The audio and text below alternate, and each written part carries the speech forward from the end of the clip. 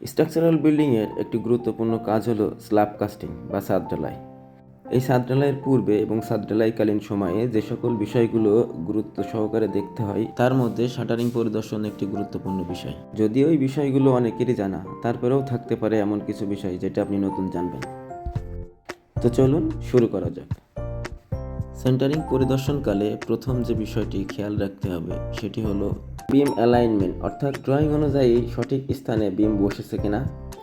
অনেক সময় একটা ছাদে স্ল্যাবের দুইটা প্যানেলের থিকনেস দুই রকম হতে পারে। সে সময় শাটারিং চেক করার সময় অবশ্যই খেয়াল রাখতে হবে বিমের দুই পাশে শাটারিংয়ের ডেপথও দুই রকম হবে, অর্থাৎ যে পাশে স্ল্যাব থিকনেস বেশি সে পাশে বিমের ডেপথ কম হবে এবং যে পাশে স্ল্যাব থিকনেস কম সেই পাশের বিমের ডেপথ বেশি হবে।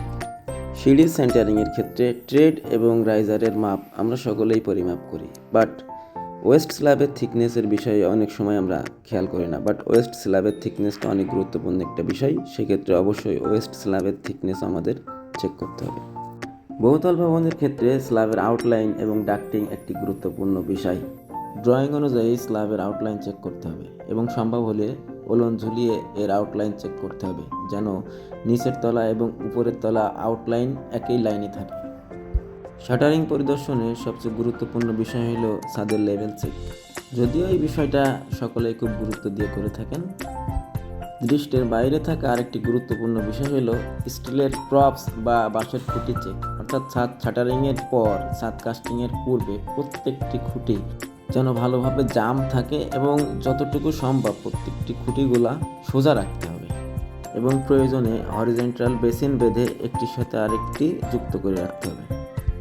ছাদের থিকনেস এবং স্প্যান লেন্থ অনুযায়ী একটি হতে আরেকটি খুঁটির দৈর্ঘ্য সাধারণত 1.5 থেকে 3 ফিট পর্যন্ত হয়ে থাকে।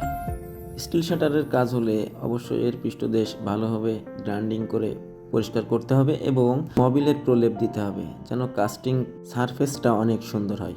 কাঠের শাটারিং ব্যবহার করা হলে লিক প্রুফ করার জন্য বিপি শিট, পলিথিন বা এই জাতীয় ম্যাটেরিয়ালস ইউজ করতে হবে।